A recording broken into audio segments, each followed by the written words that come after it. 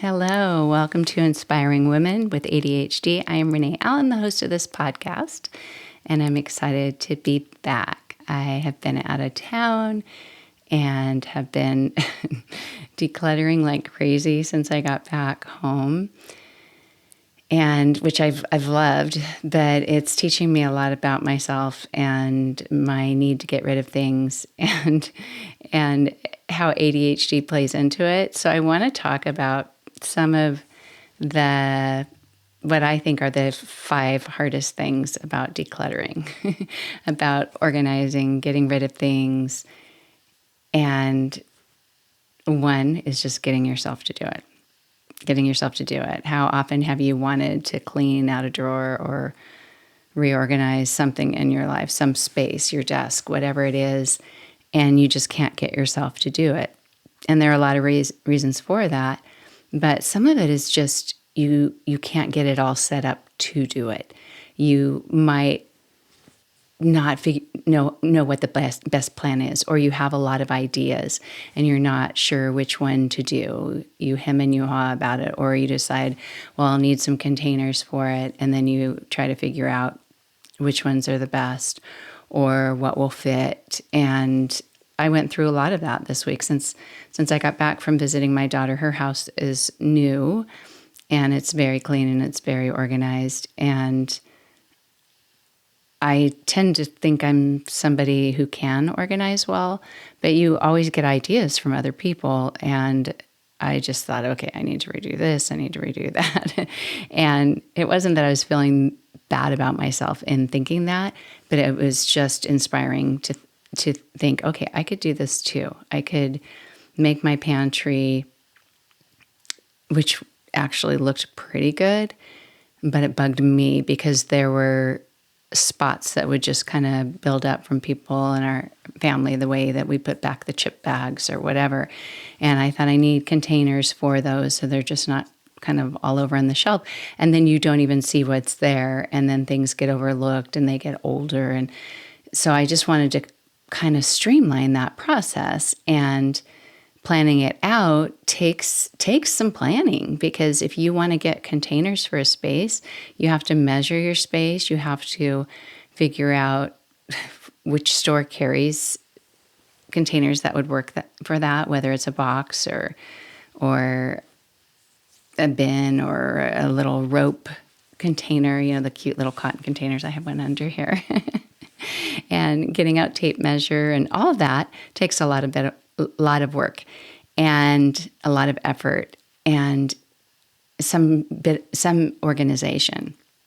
And so you not only have to measure things, but you need to write it down. Where are you going to write it down? Will you remember to bring that with you when you go to the store or when you look at a website? Are you going to be able to keep track of what the measurements are? So it takes a lot of organization just to figure out how you're going to organize, which to me is fun at times, but it can take a lot of effort. And if you're trying to fit that into your regular life, it might just take a long time, or it might be discouraging, or it might stop you from even beginning. So understanding what you need to do, making a plan, and even just a list of today I'm going to measure, tomorrow morning when I wake up I'm going to measure this or that, and try to keep yourself on track when you do that. But getting set up is one of the hardest things, or even just getting yourself motivated to do it. But once you have that motivation, once you think I really want to do this, you still have to figure out the plan. You still have to figure out how that's going to work. I'm just looking sorry if this is distracting, but I keep thinking my glasses are blurry, but I think it's just the lighting. So I think my glasses are fine. But another reason that decluttering is really hard is that you often make a huge mess by doing it. By going through, if you simply just go through and decide what to get rid of, that might not be making a big mess.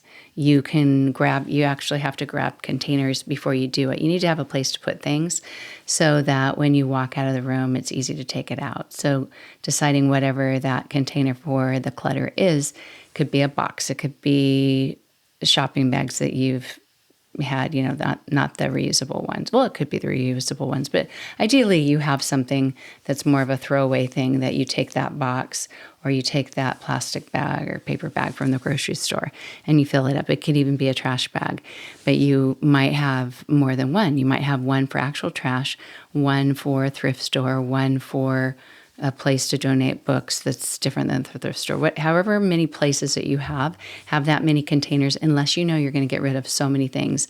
Maybe you need 3 or 4 for the thrift store, or 2 or 3 for what you throw away. And if you're simply getting rid of things, which sounds simple, right? But it's not actually simple. But if you're just getting rid of things, you might not make a bigger mess because you can take the item and put it in the bag, take the item, put it in the bag.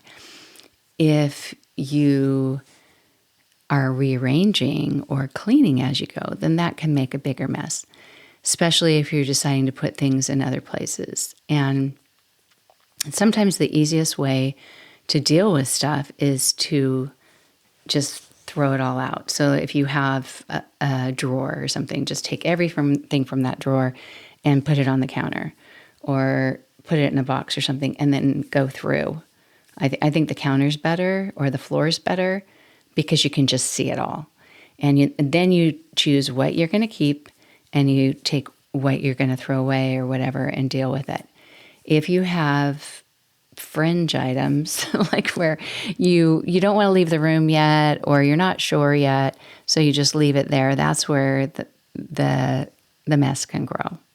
And there are a lot of reasons why the mess can grow, but just even setting up what you're going to do, I keep walking around the house and looking at different areas. Oh yeah, I should go through all my shopping bags too, or, like the reusable shopping bags. And I haven't been putting them away like I usually do.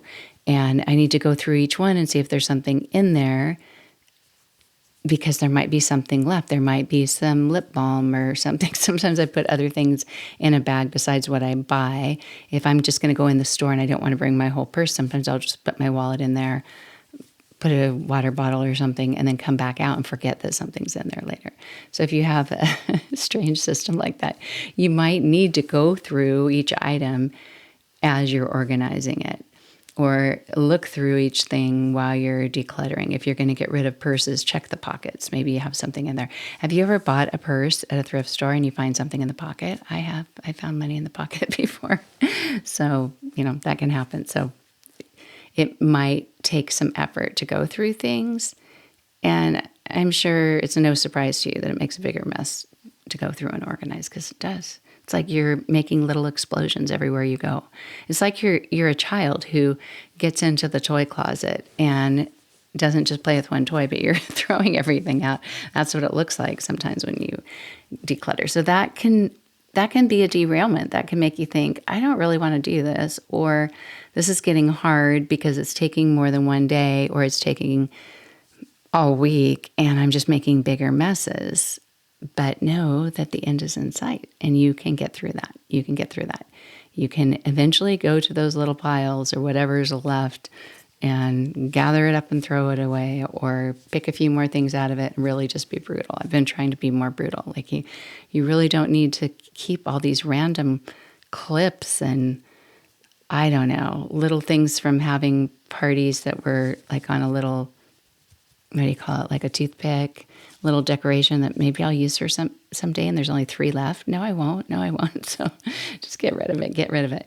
And one thing that I do, if I'm giving little things to the thrift store, I often put them in, kind of organize them by like kind, and put them in a little Ziploc sandwich bag or something, or with necklaces or something like that, just so it's easier for the people at the store to figure out what you have, so it doesn't get mixed up with other things, and it's easier for them to sort. So I tend to organize as I declutter for other people.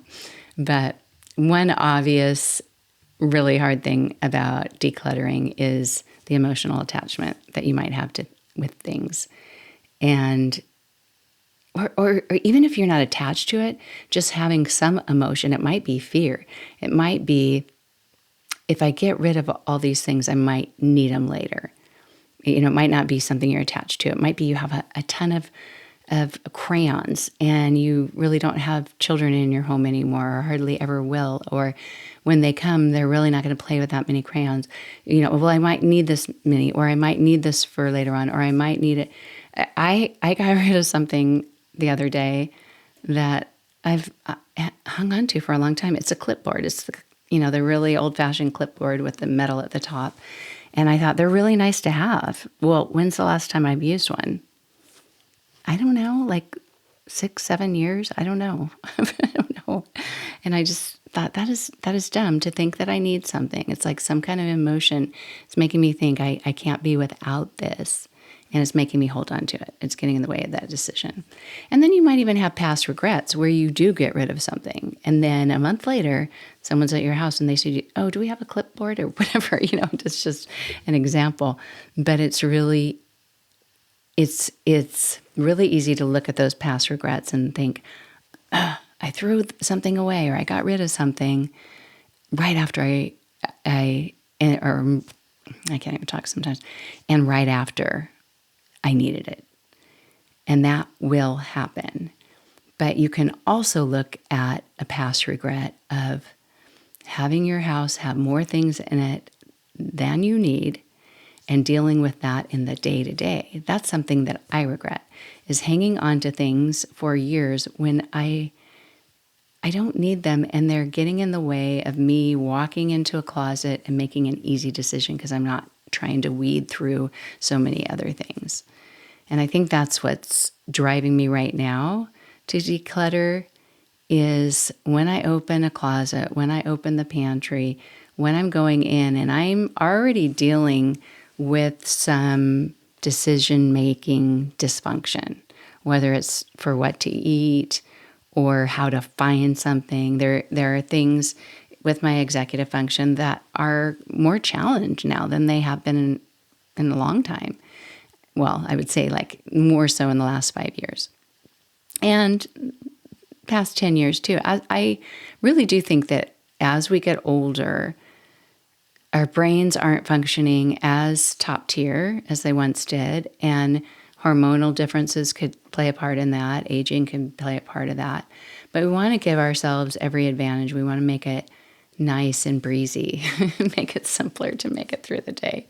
So noticing what emotions are getting in the way of getting rid of something, that if you have the idea of, yeah, I should probably get rid of that, don't let the other ideas come in and crowd you out. Like I was going through some books in this room today, and I saw a novel that I read for book club in 2009. Was it 2009, 2010? Something like that.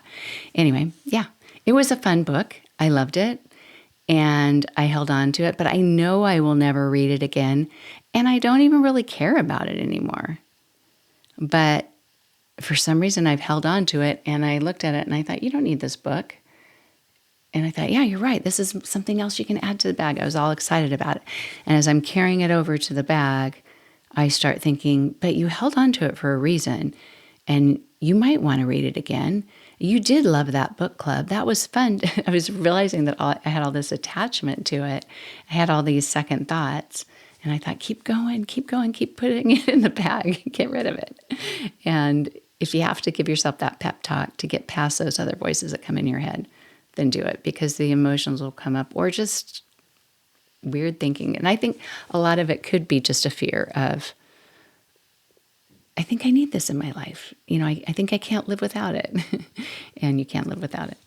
But yeah, there's definitely the emotional attachment with things that people have given you. That person gave me that, or that reminds me of a time, or I really loved it before. Therefore, it still has that same value in my life. It doesn't always. Or the money thing. I spent a lot of money on this. It's worth a lot. I should keep it. Even if I never make use of it again, I should keep it. And part of that emotion might be regretting that you spent the money on it and thinking it's worth more to you now if you keep it than if you let it go. And it served its purpose. whether that was to teach you a lesson not to buy things like that anymore, or you did enjoy it for a time, but it's okay to let go of things like that. And there have been times that I've given things away and later, like it's Halloween or something. Not that I dress up for Halloween anymore, but it seems like it's those kind of occasions that I think, oh, that would come in handy for this dress up party or something like that. I don't know. Yeah.